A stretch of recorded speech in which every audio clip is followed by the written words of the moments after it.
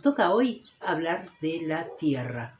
¿Cómo fue el manejo, la historia de la tierra en la que se asentó Puerto Madryn? Ya habíamos visto, que Puerto Madryn como proyecto y como ejido en sí se instaló en tierra de propiedad de una compañía extranjera, inglesa particularmente. Vimos que todas las compañías inglesas del país correspondieron a el mismo trust que llamaron The River Plate, que corresponde al nombre propio de la nación nuestra, de las Provincias Unidas del Río de la Plata, ¿verdad? Que se llamó antes y que es vigente hoy llamar. Hoy nos podemos llamar ciudadanos argentinos o ciudadanos de las Provincias Unidas del Río de la Plata o de la Confederación Argentina. Cualquiera de esas formas es válida. Particularmente, la compañía que se instaló en Puerto Madryn fue la Chubut Co., que instaló el ferrocarril desde Madryn hasta la colonia galesa, que era la que justificaba la existencia de ese ferrocarril, comunicar esa colonia galesa que estaba sobre el río a 70 kilómetros del Golfo, que ofrecía un buen puerto, es más, un puerto de súper excelencia, el de Madryn, el Golfo Nuevo. El río Chubut no les permitía navegabilidad, por lo tanto, su boca de comunicación estaba en el Golfo, a 70 kilómetros. Para eso se instaló el ferrocarril. El despliegue de la presencia inglesa en Patagonia era lo habitual. Madryn no era la excepción, sino uno solo de la larga lista de nombres que formó el periodista Pairó cuando recorrió la costa patagónica por mar y le llamó la atención la cantidad de nomenclatura de palabras inglesas que encontró, desde Patagones y hasta Tierra del Fuego. Hay otros documentos que nos hablan del avistaje de banderas inglesas desde el mar en las costas patagónicas. Y es muy probable, viendo que el casco de la estancia Madryn frente al mar tenía 2 mástiles. Aquí preparamos un mapa con solamente algunos pocos nombres de emprendimientos de ingleses del área ship, del área de producción. También hay informes ingleses que hablan del tema. Los principales territorios de este distrito son ingleses. E incluso en algunos se emplea la moneda británica, libra esterlina. La vía de ingreso de nuevos estancieros y colonos en Patagonia en aquella época eran 2. Los ingleses ya estaban ocupando y establecidos en nuestras Malvinas desde hacía décadas y allí habían aclimatado hacienda ovina. Desde allí ingresaban los estancieros con su hacienda a fundar establecimientos de grandes dimensiones de tierra fiscal que compraban al Estado. Eran grandes estancias de las que pasaban a ser dueños automáticamente. Por otro lado, en la zona pampeana en el norte se estaba dando el proceso de comienzo de producción, de mejora de producción con vacunos, el ingreso de nuevas líneas, la búsqueda por mejorar las producciones y obtener el ganado que después sería estrella en el mundo, pero que ocupó las tierras más redituables de la zona pampeana y por lo tanto desplazó a la producción ovina hacia el sur, donde pasó a ser pronto la producción estrella, la ovina, para la lana en general. Los inmigrantes, los nuevos colonos que venían a Patagonia desde el norte, fundaban campos más pequeños, comenzaban rentándolos y teniendo que cumplir todas las pautas que la ley de colonización les pedía. Recién después podían adquirirlo y pasar a ser dueños. Esta Chubut Co., que instaló el ferrocarril en Madryn, o sea que se asentó en el área railway, muy pronto abarcó también el área land. ¿Por qué? Como parte del contrato de concesión por instalar una línea férrea, la ley nacional le adjudicaba una legua de campo a cada lado de la línea férrea. Por supuesto, una tierra estratégica donde podían fundar campos y podían fundar poblaciones. Al principio esta ley los obligaba a fundar poblaciones. Luego la ley fue transformada y ya esa exigencia desapareció. Puerto Madryn se asentó entonces sobre esas tierras linderas de las vías del ferrocarril que correspondían a esta Chubut Cove. Esta condición de pueblo asentado en una propiedad privada estaba bastante asumido, aparentemente, por distintas instancias, la población, el gobierno nacional, el provincial. De esto nos ilustra una nota publicada que nos comenta cómo se manejó un reclamo de la población. Hemos sabido que el gobierno nacional aduce como causa de su indiferencia el hecho de que el pueblo pertenece a una compañía particular a quien correspondería velar por sus habitantes. Pensamos que efectivamente la compañía debería procurar el abastecimiento, pero ni lo hace ni se le puede obligar a hacerlo. Entonces, esta Chubut Cove, en cuanto instaló el ferrocarril y recibió por concesión la franja de tierra de 24 leguas, se asoció, fue precursora de una de las más grandes compañías de la región, la ALSCO, Argentine Southern Land Company, que tenía grandes campos en Río Negro y en Chubut, básicamente en la zona de cordillera.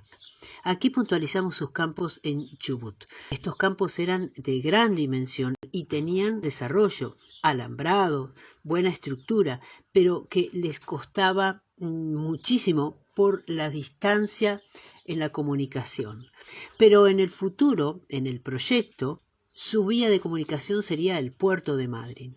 Para eso había que desarrollar el ferrocarril y había que construir el puerto que construirían poco después.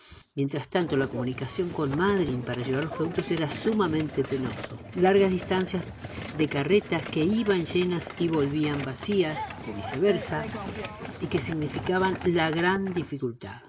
Mientras tanto, llevaban adelante su economía comerciando con Chile. Vendían en Chile sus productos o lo embarcaban en puertos chilenos, les quedaba mucho más cerca la salida. Sin embargo, en su informe anual de 1893, la administración de la ALSCO dice: no podemos lograr los progresos deseados porque hay grandes dificultades para encontrar hombres aptos que conduzcan nuestra hacienda tan al sur.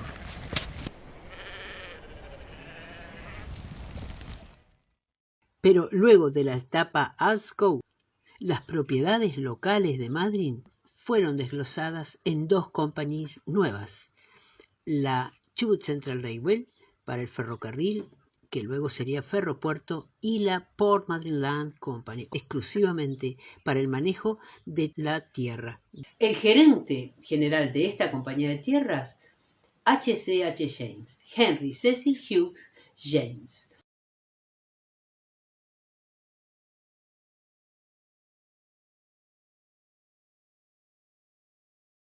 Este año de 1906 es estratégico en las inversiones en el lugar.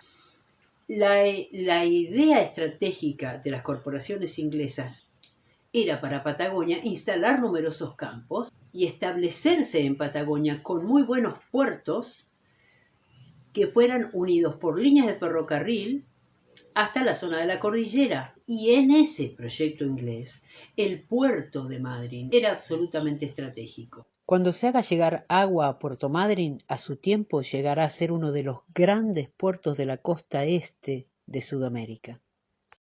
En 1906, los inversores ingleses evaluaron su permanencia en el lugar, irse o quedarse, y decidieron quedarse y apostar fuerte por ese Madryn que tenía que crecer a merced de su puerto y del ferrocarril que sí o sí el proyecto incluía prolongar. Ese 1906 fue determinante en la historia del inicio de Madryn. Hay varias pautas que nos muestran que Madryn era la perlita en el proyecto inglés y vamos a revisar algunos de ellos. Por ejemplo, la estancia. El haberse establecido con una estancia existía desde comienzos del siglo. En 1901 esa estancia ya estaba allí. Incluso tenía su cerco, cosa de casi de lujo, considerada de lujo en el lugar en esa época. Esta estancia estaba alambrada ya para el comienzo del siglo. Allí tenían el objetivo de obtener agua a través de pozos, molinos y tanques, y además producir. Para abastecer a ese pequeño pueblo al que apuntalaban con carne, con grasa. Sin embargo, a partir del año 6, a esa estancia le invirtieron también en animales y en estructura. Mejoraron todo el manejo. 5 años después, en 1911, esa estancia tenía 20.000 cabezas de ganado, lo cual es una enormidad. Otra pauta, las negociaciones que la Company hizo para intentar que Madryn fuera elegido como el punto donde se construyera la base naval militar, que el país estaba invirtiendo en eso y eligiendo el lugar. Sin embargo, esas negociaciones no resultaron y en 1896 fue elegido un punto de la costa muy cercana a Bahía Blanca, donde se construyó la base naval Puerto Belgrano.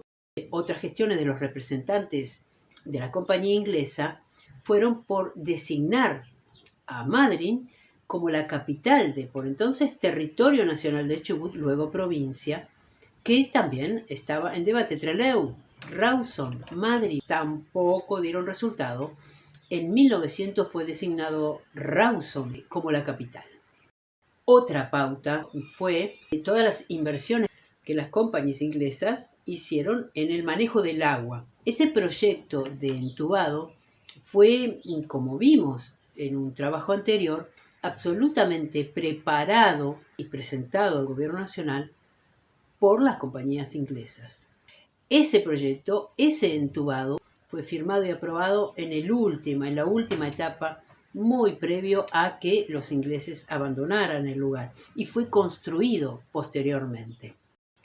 Otra pauta es, por supuesto, el interés, el permanente pedido junto con toda la población, no solo de Madryn, sino de la meseta y de la zona, productores, comerciantes, todos en conjunto pidieron siempre al gobierno nacional que se prolongaran las vías del ferrocarril que ya estaban establecidas, y las compañías inglesas querían el mismo contrato, el mismo intercambio que habían hecho con los ferrocarriles hasta entonces, obtener una legua a cada lado de las vías, lo cual nunca el gobierno nacional accedió. Por último, una pauta más y la más elocuente, la construcción del propio puerto para reemplazar aquel muelle que había construido años antes la colonia de galeses. Apenas se instalaron las dos compañías con sus gerentes, pidieron la autorización del gobierno nacional para construir y 3 años después lo inauguraban, un gran puerto con bases de hierro de proporciones casi desproporcionadas para el movimiento del lugar en aquella época. Evidentemente, la inversión y la apuesta fue para el proyecto en conjunto. En ese mismo año hicieron importación de animales finísimos, de razas superadoras, provenientes de Durham, de Escocia, para aquellas estancias en la cordillera, en este caso la de Leleque. Esos 14 toros ingresaron por el puerto de Madryn. La compañía apuntaba a esperar con sus tierras a que el proyecto se desarrollara, Madryn creciera económicamente y en cantidad de habitantes, y entonces sí, lotes y fracciones, sus precios se revaluaran. No facilitaban para nada la compra de los lotes en el ejido de Madryn. Exigían en el contrato que el comprador, a los 6 meses de hecha la operación de compra, tuviera construido una habitación, pero es que en ese momento los tiempos de acceder a los materiales eran muy dificultosos. A lo mejor el material había que pedirlo y venía en un barco que tal vez llegaba dentro de 3 meses. Había que pedir el material y esperar a que llegara.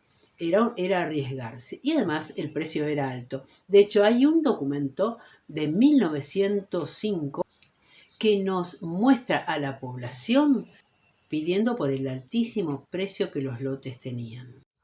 Incluso encontramos en una sola bibliografía la mención a una Argentine Development Syndicate con base en Puerto Madryn, con la función de obtener buenos precios, aumentar los precios de las tierras locales. No lo encontramos en otras fuentes y documentos, por lo tanto, solo lo mencionamos sin confirmarlo.